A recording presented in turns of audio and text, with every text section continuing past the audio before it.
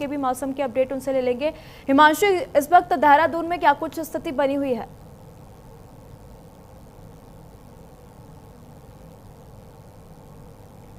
हिमांशु, आपको मेरी आवाज आ रही है? हिमांशु, आपकी मेरी आवाज आ रही है क्या? जी बिल्कुल। हिमांशु, क्योंकि बात कर लेते हैं देहरादून के मौसम की, तो इस वक्त देहरादून में क्या कुछ मौसम की स्थिति बनी हुई है? कौन कौन से जिलों में हाई अलर्ट जारी किया गया है बारिश को लेकर? देखिए, निश्चित रूप से उत्तराखंड में अगर मौसम की बात करें तो मौसम का मिजाज जो है अभी भी बदला हुआ है। राजधानी देहरादून में देर रात को जो है जरूर बारिश हुई थी। हालांकि अगर आज की बात कर ली जाए उत्तराखंड में, तो आज तकरीबन जो है 4 जिलों में येलो अलर्ट जारी किया है, जिसमें देहरादून, पौड़ी, बागेश्वर और नैनीताल शामिल है। इसके अलावा बाकी जिलों में भी जो है अलर्ट पर रहने के प्रशासन ने निर्देश दिए। और साथ ही साथ क्योंकि जिस तरीके से आपदा इस वक्त उत्तराखंड में आई हुई है, तो प्रशासन ने जितने भी नोडल अधिकारी हैं उनको साफ तौर पर यह कहा है कि अपने मोबाइल फोन किसी भी परिस्थिति में स्विच ऑफ न रखें, क्योंकि 20 तारीख तक का जो पूर्वानुमान है उत्तराखंड में वो भारी बारिश का है। इसके बाद हालांकि मानसून के थोड़ा थमने की उम्मीद जरूर है, लेकिन कुमाऊं मंडल की अगर बात कर ली जाए तो कुमाऊं मंडल में जो है मानसून का कहर जारी रहेगा इसके बाद, क्योंकि गढ़वाल मंडल में जो मानसून का कहर था, जो दस्तक दी थी, वो पूरे भारत ने देखा है कि क्या गढ़वाल मंडल की स्थिति रही। लैंडस्लाइड की परिस्थितियां किस तरीके से उत्तराखंड में थी।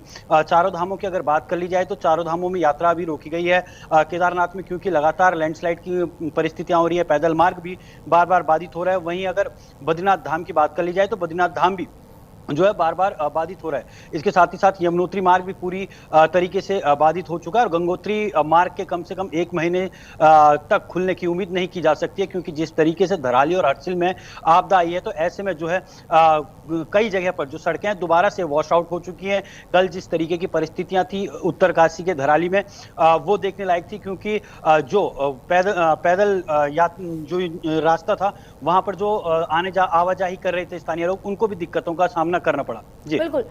हिमांशु, यहाँ पर जितने प्रभावित इलाके हैं वहां पर क्या कुछ स्थिति है? क्या एनडीआरएफ और एसडीआरएफ की टीम सक्रिय रूप से उन तक राहत बचाव कार्य पहुंचा पा रही है?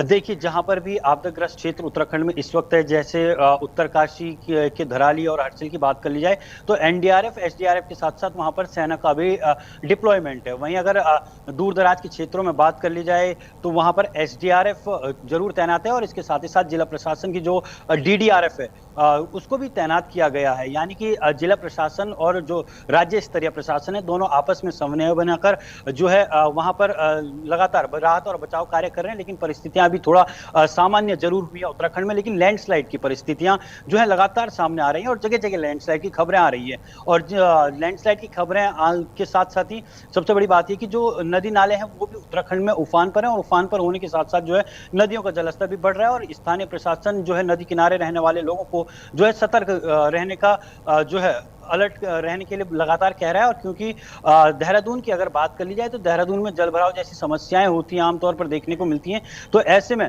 जो है यहाँ पर नदी किनारे रहने वालों को भी अलर्ट किया जा रहा है। पिछले दिनों देखने को भी मिला था कि देहरादून में चाहे तमसा नदी हो, सौंग नदी हो या यमुना नदी हो, ये तीनों नदियां जो है उफान पर थी, ऋषिपर्णा नदी उफान पर थी। तो ऐसे में जो इनके किनारे रहने वाले लोग हैं उनको अलर्ट किया गया था। और एक बार फिर से जो है अगर परिस्थितियां अनुकूल नहीं होती हैं तो फिर से इन्हें अलर्ट करने का काम किया जाएगा। बिल्कुल। हिमांशु, क्योंकि जिस तरीके से हम देख रहे हैं लगातार देहरादून में बारिश का ये जो दौर है थमने का नाम नहीं ले रहा है, ऐसे में पर्यटकों के लिए क्या कुछ एडवाइजरी जारी की गई है? देखिए, पर्यटकों की अगर बात की जाए तो पर्यटकों के लिए जब भी मानसून उत्तराखंड में दस्तक देता है तो तभी एडवाइजरी जारी कर दी जाती है। मौसम विभाग अपने ओर से जारी करता है, और इसके साथ ही साथ जो पर्यटन विभाग है या मुख्यमंत्री पुष्कर सिंह धामी की बात कर ली जाए, वो लगातार अपील करते रहते हैं कि अगर उत्तराखंड आप आ रहे हैं मानसून के दौरान तो मौसम की जानकारी लेकर आए, और मौसम की जानकारी के साथ साथ जो है आने वाले दिनों में मौसम किस प्रकार रहने वाला है, जब आप यात्रा कर रहे हो तो पूरी डिटेल के साथ उत्तराखंड आए। वहीं क्योंकि पर्यटक उत्तराखंड आते हैं, ऐसे में यहाँ पर जो है पर्यटकों को पहले ही रोक दिया जाता है अगर परिस्थितियां अनुकूल ना हो। जिस तरीके से पिछले दिनों देखने को मिला कि केदारनाथ यात्रा 14 तारीख तक पूर्णतया स्थगित कर दी गई थी, तो जो पर्यटक हैं उन्हें सोनप्रयाग और गुप्तकाशी के आसपास ही रोक दिया था। ठीक है, मैं जीवन आपके पास आना चाहूंगी, क्योंकि जीवन हिमाचल प्रदेश में भी हम देख रहे हैं लगातार बारिश का दौर जारी है, ऐसे में वहां पर प्रभावित इलाकों तक राहत बचाव कार्य पहुंच पा रहा है? बिल्कुल निशा, टीमें जो गठित की गई हैं सरकार द्वारा मुस्तैदी से काम कर रही हैं। वायुसेना को मुस्तैदी से लगाया गया है, एनडीआरएफ एसडीआरएफ की टीमों को मुस्तैदी से लगाया गया है। जैसा कि मेरे साथी ने कहा कि सभी नोडल अधिकारियों को ये सचेत किया गया है कि कोई फोन स्विच ऑफ ना हो, कोई भी अगर आपको सूचना मिलती है तो उसके ऊपर त्वरित कार्रवाई की जाए। तो इसलिए हिमाचल में जो राहत और बचाव कार्य है उसकी तो दाद देनी पड़ेगी। एसडीएफ एंड एनडीआरएफ की टीमें लोगों को 300, 400 फीट नीचे से निकाल रही है। बहुत बड़ी बात ठीक है। हमने कल मंडी में देखा। हाँ जी, बहुत एनडीआरएफ की टीमें बहुत ही अच्छा काम कर रही है हिमाचल में, बावजूद इसके घटनाएं रुकने का नाम नहीं ले रही है। ठीक है जीवन, बहुत बहुत धन्यवाद तमाम जानकारी साझा करने के लिए। जीवन और हिमांशु, आपका भी बहुत बहुत धन्यवाद तमाम जानकारी साझा करने के लिए। तो आप देख सकते हैं लगातार बारिश का ये जो कहर है देखने को मिल रहा है। उत्तर प्रदेश की बात कर ले, हिमाचल प्रदेश की बात